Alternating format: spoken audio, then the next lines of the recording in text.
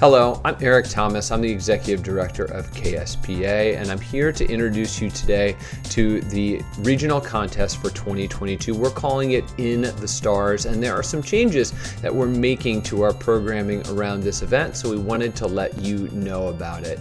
This programming is going to come up in February of 2022, and it's going to offer not just our regional contest, but also some conferences around the state as well. So let's jump in with what has changed and what we're going to offer to students and teachers that are members of KSPA.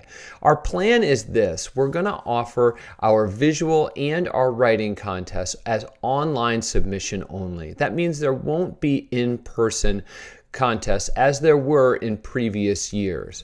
Also, it means that we're going to offer some in-person events. We'll call them conferences that will be offered during certain days in February of 2022. So let's look at what those events are going to look like. First of all, here are the dates when we are offering each of our conferences. We're going to offer KU, Fort Hays State, Pittsburgh State, and Emporia State all on February 14th. On February 16th, that Wednesday, we will offer Kansas State and Wichita State University. All of these dates are contingent on having sufficient registrations, but this is our plan right now. The typical conference schedule might look something like this. It would be some morning keynote sessions and some announcements, followed by some breakout sessions throughout the conference location, so students could learn about all different kinds of journalism, all kinds of media opportunities. We're really hoping that we're going to offer some lessons that will be helpful for this moment in the school year. So that means that we'll be offering lots of things like critiques and chances for students to huddle around projects that they're working on right now. Whereas we would have offered different kinds of conferences in the fall for a fall conference, we're going to be really altering those to keep in mind what your students need right now.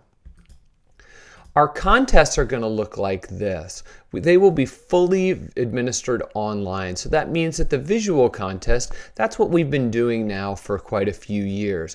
We will make those prompts available on December 3rd, and then submissions of those contests will be due February 17th at 11 p.m.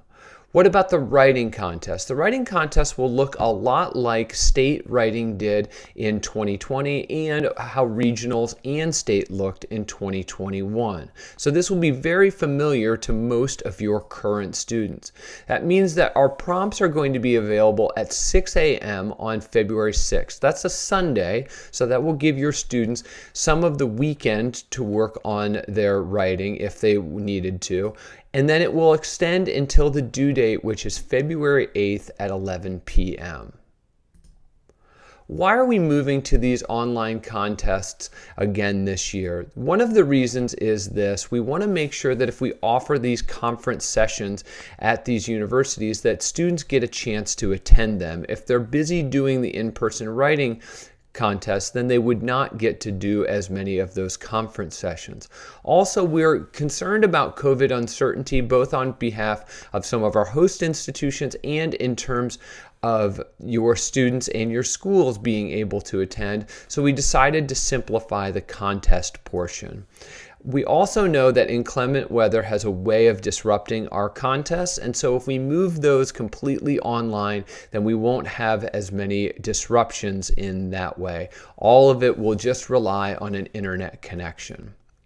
Next year, we're not sure what we'll do in 2023. The board will again make recommendations like they did this year about this year's contest, and we might return to in-person at that point, or we might decide to stay fully online. So we'll look at everything, and we'll make sure to survey you as advisors and students and see how your experience has been online with these contests. What are the conferences going to look like, and why did we move to those? We wanted to make sure that we did everything we could to offer an in-person experience that looks like a conference. We've heard from some of you as advisors that you're really disappointed that your students haven't had a chance to attend any in-person events around journalism. And we get that, and we miss you too. We want to see you and your students and see the great stuff that you've been up to as well. The conference details look a lot like this. We will offer breakout sessions and keynotes just like we previously have for fall conferences in years past. We also will offer registration with contest registration ending on the same day. So January 17th will be the end date for both registration for the conference and for the contest. You will secure as many registrations for the conferences as you pay for in contests. So let's say you have 20 students who want to participate in the contest. Well, all of those students then will be able to attend the conference without an additional charge. We will also allow you to purchase more registrations if you would like to. So let's say you have 20 participating in the contest, but you have 40 who would like to attend the conference. We can make that happen as well. We're also going to offer on-site publication critiques so that your students can not only meet with other students and get feedback, but also hear from expert advisors and university faculty as well. The pricing will look like this. We'll go ahead and offer this structure that any contest registration will get a lanyard and a name tag. This will make sure that we know who should be attending the conference and who hasn't registered yet. If you register for a team contest like multimedia storytelling or yearbook theme and graphics, you'll get as many registrations as students participate in that particular contest. So that could be up to 4 depending on what contest you have registered for. Schools, obviously, like I said, can purchase additional lanyards and name tags in excess of whatever contest participation they have for the school as well.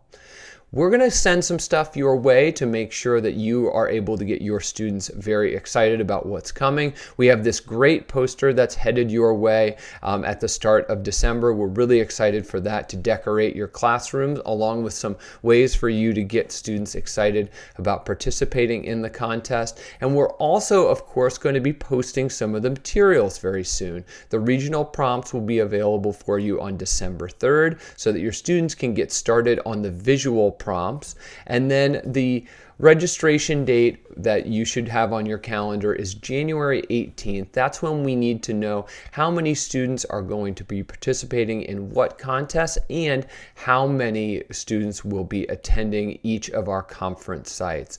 Again, we're not sure how many of these we'll get to offer depending on what registration at each of our institutions looks like. So that more to come on that for sure.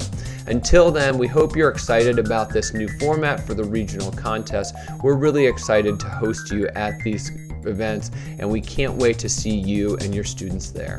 Thanks so much.